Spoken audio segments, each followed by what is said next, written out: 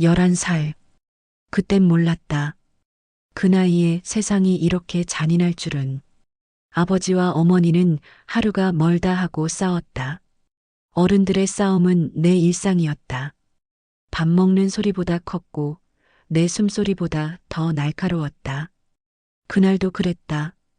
추운 겨울밤 방문 틈 사이로 보이던 불빛, 어머니의 울음소리, 그리고 아버지의 욕설. 그만 좀 해. 이게 사는 거야? 그 말이 서로를 베었다. 그날 밤 어머니는 아무 말 없이 집을 나갔다. 다음 날 아침 집안은 조용했다. 그 조용함이 너무 이상했다.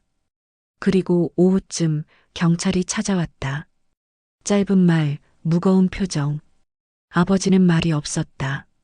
그저 담배만 피웠다. 그렇게 난 어머니를 잃었다.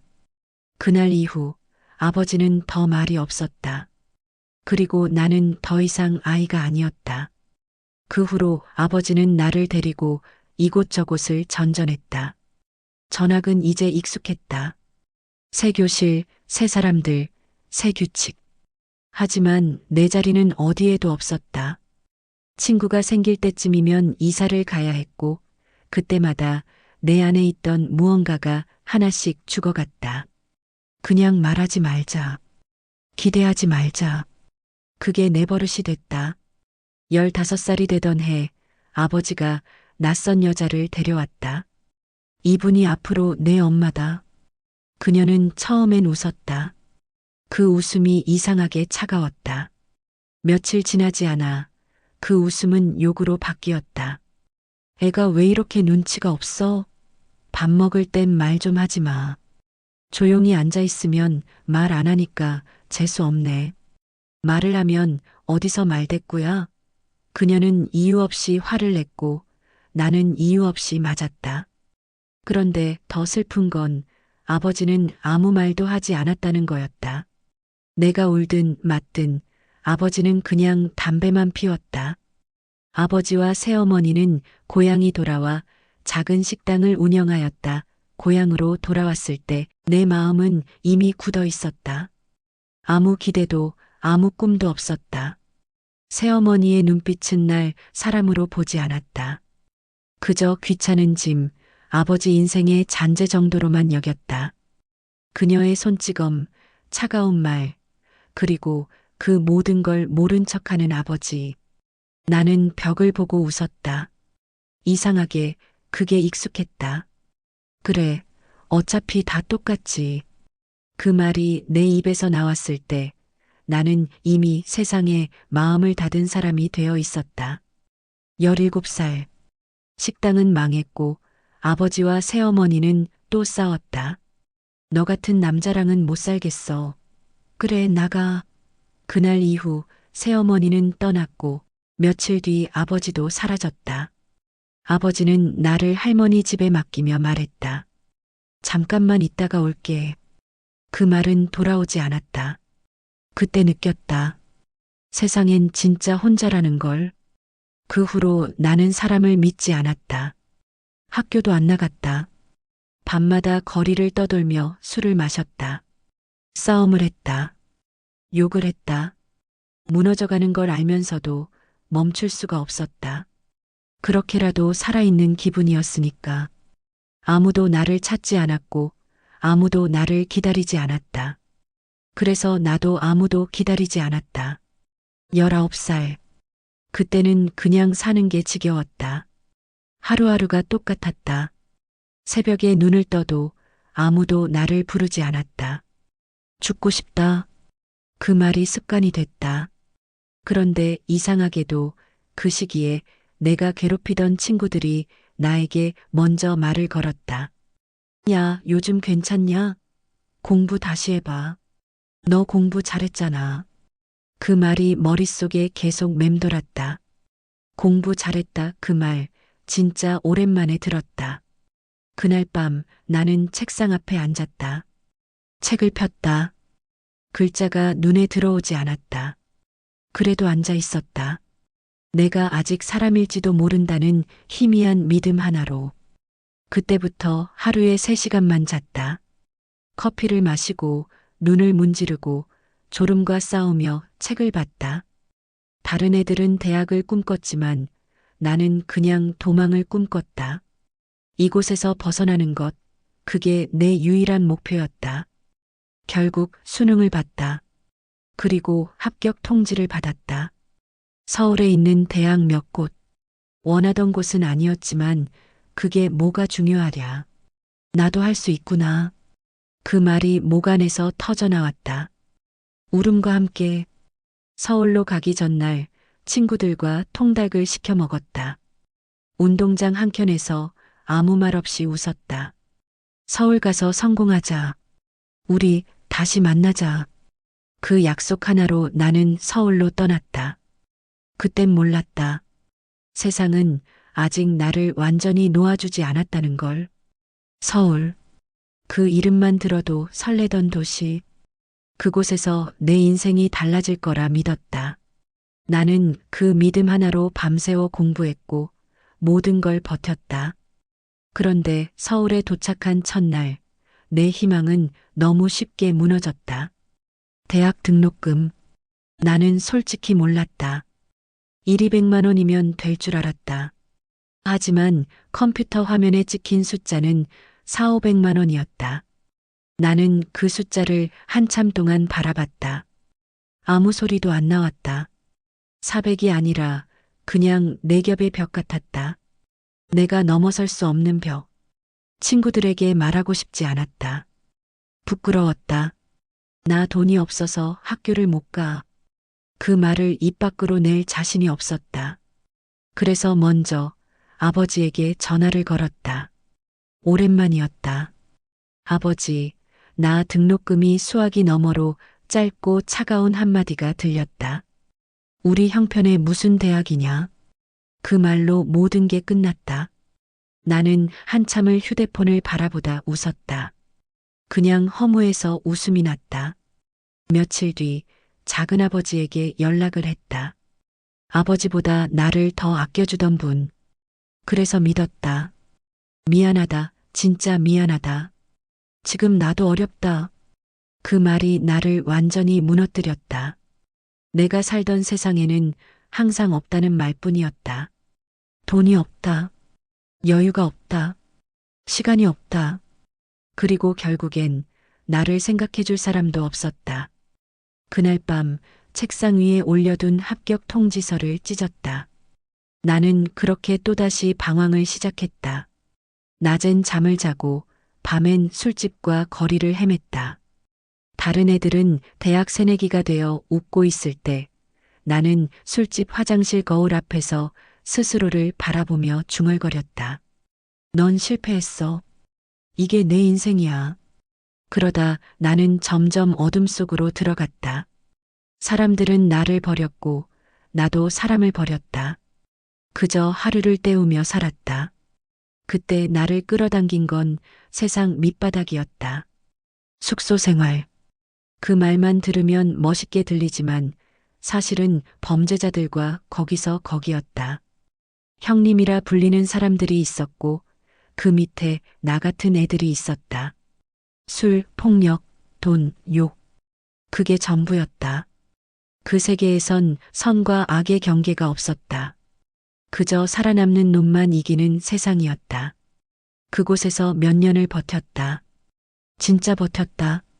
매일 술, 매일 싸움, 매일 피. 그런데도 나는 떠나지 못했다. 왜냐면 적어도 그곳에선 내 이름을 불러줬으니까. 야, 김 담배 하나 피자. 야, 너 오늘 술 사라. 그저 그런 부름조차 이상하게 따뜻했다. 그게 내 전부였다. 하지만 그 생활은 결국 나를 갉아먹었다. 몸도 마음도 망가졌고 언제 죽어도 이상하지 않을 정도로 피폐했다. 어느 날 술에 취한 채로 거울을 봤다. 거기엔 내가 아니었다. 눈밑은 꺼지고 살은 빠지고 표정은 죽어 있었다. 그때 생각했다. 이제 이렇게는 못 살겠다. 그래서 군대를 가기로 했다. 적어도 그곳에 가면 이 생활에서 벗어날 수 있을 거라 믿었다. 몇 년 전 받았던 신체 검사 결과는 공익이었다. 그땐 나이스라며 좋아했지만 지금은 그게 싫었다. 공익으로 가면 이 삶에서 도망칠 수 없으니까. 그래서 재검을 신청했다. 그리고 결과는 현역 2급. 그날 진심으로 다행이라고 생각했다. 이제라도 사람답게 살아보자. 그 말을 꺼낸 날 밤 그 생활에서 벗어나겠다고 했다. 하지만 그 세계는 그렇게 쉽게 놓아주는 곳이 아니었다. 뭐, 나가겠다고? 쇠파이프가 바닥을 때렸다. 나는 맞았다. 엉덩이가 터질 때까지. 아프지 않았다. 이상하게 진짜로 아프지 않았다. 그저 그동안 버텨온 내 자신이 너무 한심했다.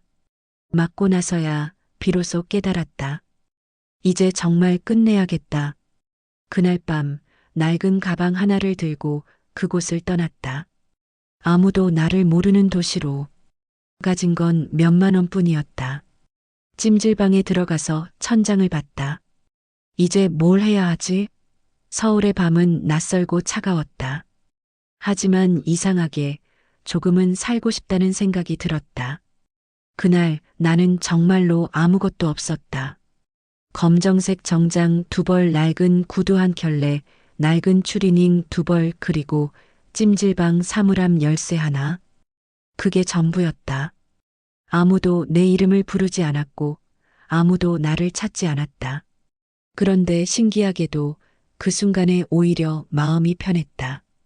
이제 진짜 혼자구나. 이제부터는 정신 차리고 살아보자. 그 말이 스스로에게 처음 한 약속이었다. 공사판. 솔직히 그때는 아무 일이나 할 수 있었다. 살기 위해서라면 뭐든. 새벽 5시에 일어나 허름한 작업복을 입고 서툰 손으로 삽을 쥐었다. 땀과 먼지가 뒤섞인 하루. 벽돌을 들 때마다 팔이 후들거렸고 시멘트 냄새가 몸에 배었다. 그런데도 그 하루가 나에겐 살맛이 났다. 누가 나를 때리지도 않았고 누가 나를 욕하지도 않았다. 단지 열심히 일하면 된다는 단순한 세상이었다. 일당 6만 원. 그 종이봉투를 손에 쥐었을 때 눈물이 났다. 이 돈은 누가 줘서 생긴 게 아니었다. 처음으로 내 손으로 내 하루를 버텨서 얻은 돈이었다. 며칠이 지나고 몸이 점점 무너졌다. 근육통이 아니라 온몸이 깨지는 기분이었다. 그래도 쉬지 않았다. 쉬면 다시 그때로 돌아갈까봐 무서웠다. 그때는 그게 살아있다는 증거였다. 한 달이 지났을 무렵 처음으로 통장에 돈이 쌓였다. 200만 원 조금 넘는 금액. 그 돈이 내겐 전 재산이었다. 그 돈으로 반지하를 구했다. 보증금 100만 원, 월세 20만 원짜리 방. 창문 하나뿐인 좁은 방, 벽지는 누렇게 뜨고 천장에는 곰팡이가 피어 있었다. 그런데 이상하게도 그곳이 너무 좋았다. 이제 찜질방 냄새 안 맡아도 되겠다. 공사장 일은 언제까지나 할 수 있는 일이 아니었다. 몸이 망가지면 끝이었다. 그래서 결심했다. 이제는 기술을 배워야겠다. 사람처럼 살아야겠다. 며칠 동안 일자리를 찾아다녔다. 아무 기술도 아무 경력도 없는 내가 갈 곳은 많지 않았다. 그러다 작은 회사 하나가 나를 받아줬다. 사장은 내 이력서를 보더니 잠시 나를 보았다. 군필은 아니네. 그래도 성실하게 하면 좋은 기회가 찾아올 거야. 그 말이 고맙다고 생각했다. 누군가 내게 기회라는 말을 써준 게 처음이었다. 회사에서 일하는 건 공사장보다 힘들었다. 사람들이랑 어울려야 했고 눈치도 봐야 했다. 누가 내 이름을 부르면 괜히 가슴이 뛰었다. 나도 이제 사람들 속에 섞여 사는구나. 그렇게 하루하루가 흘렀다. 9시 출근, 6시 퇴근. 퇴근길엔 맥주 한 캔을 사서 집으로 돌아왔다. TV를 켜고 창밖 불빛을 바라보며 생각했다. 이게 그냥 평범한 삶이구나. 누군가에겐 아무 의미 없는 하루겠지만 나한테는 기적이었다. 그런데 시간이 지나면서 이상한 감정이 찾아왔다. 공사장에서 벗어났고 돈도 조금 모였고 몸도 건강했다. 그런데 마음이 허전했다. 일이 끝나고 집에 들어와도 나를 맞아주는 사람은 없었다. 조용한 방, TV 소리, 그리고 내 숨소리. 그게 전부였다. 나는 혼자 사는 게 익숙했지만 이제는 그게 버겁게 느껴졌다. 그래서 스스로를 속였다. 괜찮아. 이 정도면 됐어. 사치 부리지 마. 그렇게 매일을 달랬다. 어느 날 회사 선배가 말했다. 야, 나 대신 소개팅 좀 나가줄래? 처음엔 바로 거절했다. 선배, 전 그런 거 안 해요. 그런데 선배가 진지하게 말했다. 그냥 밥만 먹고 와. 그 여자 기다리고 있대. 마지못해 나갔다. 기대도 설렘도 없었다. 그냥 밥만 먹고 오면 되잖아. 그 말을 믿고 나갔다. 처음 본 그녀는 솔직히 말하면 눈이 같다.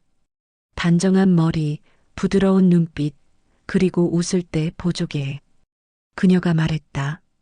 커피 너무 쓰죠? 나는 무심하게 대답했다. 네, 조금요. 그녀가 웃었다. 그래도 같이 있으니까 덜 쓰네요. 그 말 한마디가 내 안에 들어왔다. 이상하게 따뜻했다. 한동안 잊고 살았던 온기가 느껴졌다. 그날 이후로 그녀의 얼굴이 자꾸 떠올랐다. 출근길에도 퇴근길에도 심지어 일하다가도 문득 생각났다. 이런 게 사람을 좋아하는 거구나. 그제야 알았다. 하지만 나는 감히 다가가지 못했다. 그녀는 평범한 사람이었고 나는 평범하지 않았다. 게다가 곧 군대를 가야 했다. 기다려달라는 말조차 내겐 욕심이었다. 그래서 그냥 조용히 지냈다. 밤 몇 번, 영화 한 편. 그게 다였다. 입대하는 날 그녀에게 전화했다. 나 군대 가요. 잠시 침묵이 흘렀다. 그리고 그녀의 목소리가 들렸다. 건강히 잘 다녀와요. 휴가 나오면 꼭 연락해요. 그녀의 마지막 말이 귀에 오래 남았다.